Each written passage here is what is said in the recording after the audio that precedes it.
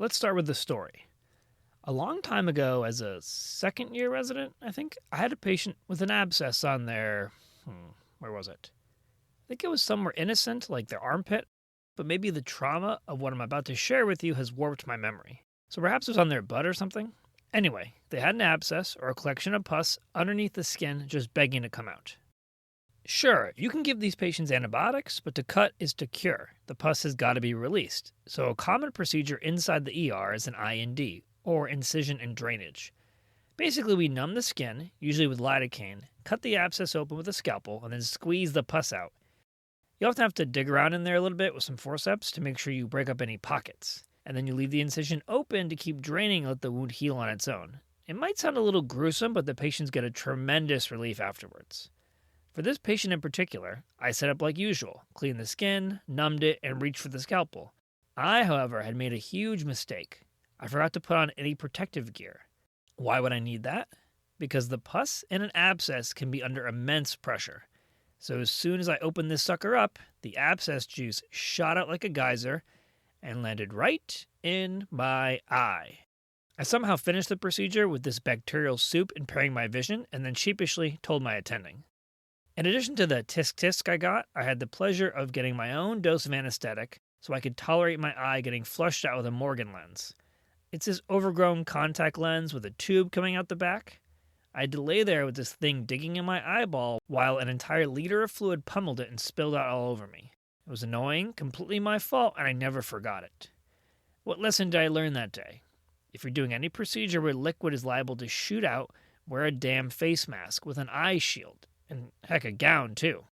Now, whenever I see ER providers in real life, on TV, whatever, not wearing proper protective gear, it drives me crazy. All right, let's get to the episode proper.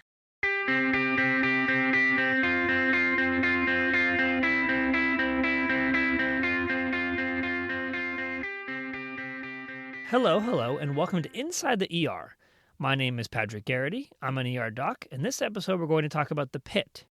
No, not that underground prison Batman has to escape from in the Dark Knight Rises movie.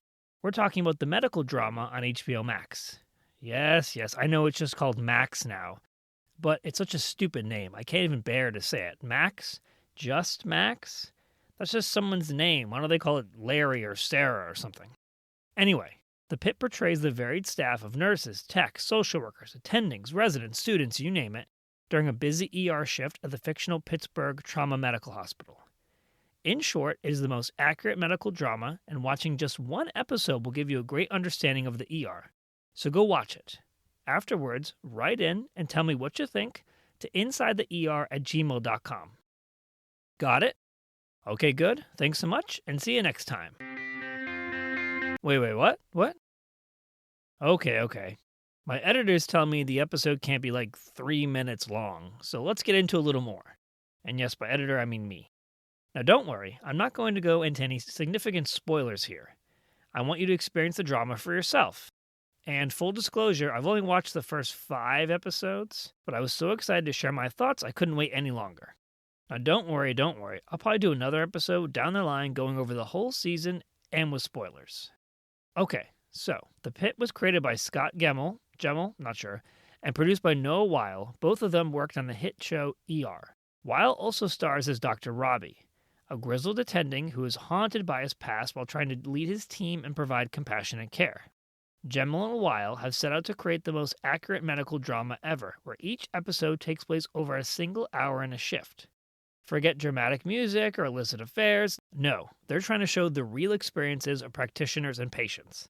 Everything from the pressure cooker environment of the ER, to the diagnoses, to the treatments, to the procedures, to the gore, to the relationships of the staff to each other and to patients is true to life, and frankly, impressive. Even the different personalities of the staff, there's the nervous student, the cocky intern, the socially awkward resident, it's all on point. They must have worked very closely with ER providers to get it this right. In fact, this show is so realistic that it gives me and my colleagues anxiety just watching it. Many ER staff can't even get through an episode because the drama is just too real and like a PTSD trigger. The constant barrage of sick patients, the overflowing waiting room, the angry and abusive patients and their families, and the boarding. That was one of the things that struck me early. I never thought a TV show would put a spotlight on the scourge of patient boarding as well as The Pitt does. Quick aside, if you haven't listened to episode 7 of the podcast to learn all about boarding. In the first few minutes of The Pitt, Dr. Robbie deftly chastises a hospital administrator for not hiring enough nurses to accommodate the hospital's needs. Then throughout the show, the dangers are evident. The packed waiting room, the constant shuffling of main-bed patients, the piling up of admissions. If only the hospital would spend money on nursing so they could actually use the inpatient beds that are sitting empty upstairs. And speaking of nurses, this show made me realize I've committed a grave sin in not more forcefully espousing the critical nature of nursing inside the ER. Nurses are the lifeblood of the ER. They are responsible for the vast majority of patient care and should be celebrated and handsomely compensated. And if nurses are the ER's lifeblood, then the charge nurse is its beating heart. You think a doctor is in charge inside the ER? Nuh-uh. The charge nurse is the captain of the ship. They decide where to allocate resources, who is assigned where, which patients get beds, and they launch their doctors like harpoons at critical cases.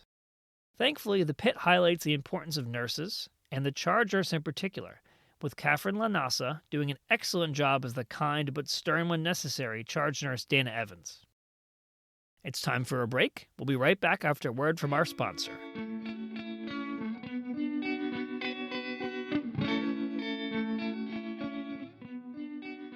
Today's sponsor of Inside the ER is not antagonizing the ER staff. Are you inside the ER? Are you a patient or a family member? Well, then I have a piece of advice for you. Don't piss off the people trying to help. Yes, I understand you may be frustrated or scared, or you just want to have a little power trip. But do you really think being a jerk is in your best interest here? As in, who do you think gets better care? The people that reflect our kindness back, or the ones that treat us with contempt? I can't tell you the number of times my ER has encountered insults, threats, racism, sexual harassment, violence, all of it, all while we just want to take care of patients. Sure, we're still going to do our jobs, and we won't retaliate, but why chance it? So next time you find yourself inside the ER, remember, don't slap the hand that's trying to help you, because you're only hurting yourself. Now, back to the show.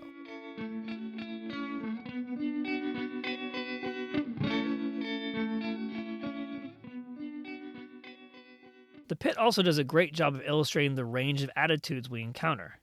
Are most patients and their families appreciative, if not apprehensive? Sure, that's true. But there are many who are aggressive, manipulative, violent, racist, or just plain rude. Some of it isn't quite the patient's fault, like a demented or delirious or intoxicated or psychotic patient may not understand what they're doing. But a lot of people who behave like asses inside the ER know exactly what they're doing. And guess what? If they keep at it, they have worse outcomes. They do poorly in the long term, because taking care of someone actively resisting is very difficult.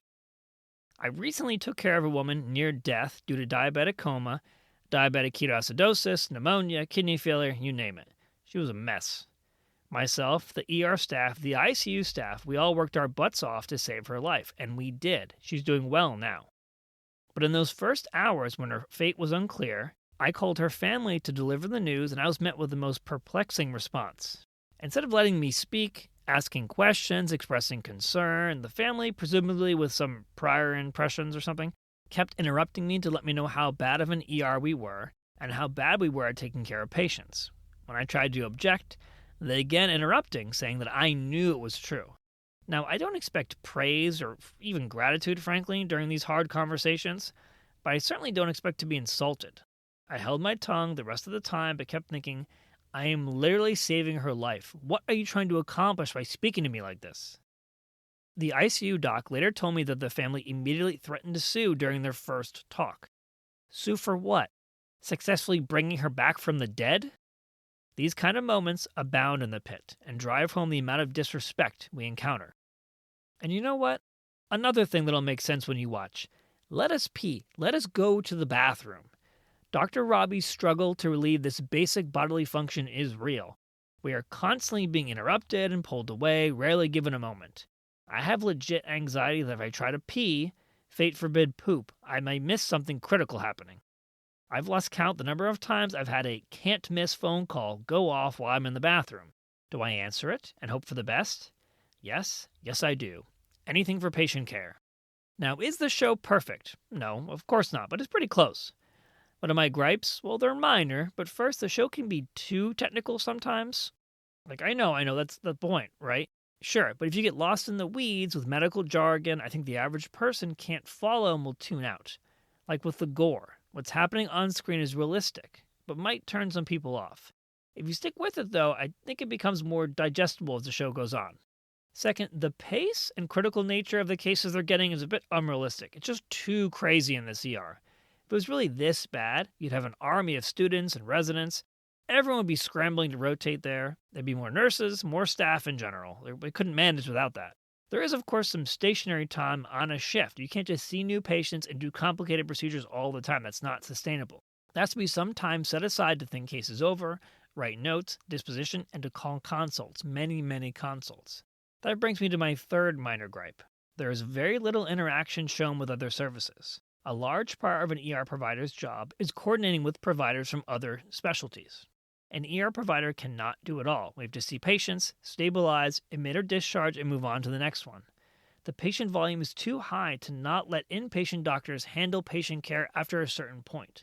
The Pitt portrays a pretty antagonistic relationship between the ER and other services, but thankfully that's not true at every hospital. And lastly, what was the point of my story up top? Face masks, people. These docs are often not wearing face masks when they should, and it drives me crazy. You've got to watch, because there's this one character in particular who keeps getting splashed in the face, but here they are, the next scene, not wearing a face mask. How many times will it take before they learn their lesson? But people do this in real life. It drives me nuts. I've thrown face masks at many colleagues before, so maybe it's actually accurate?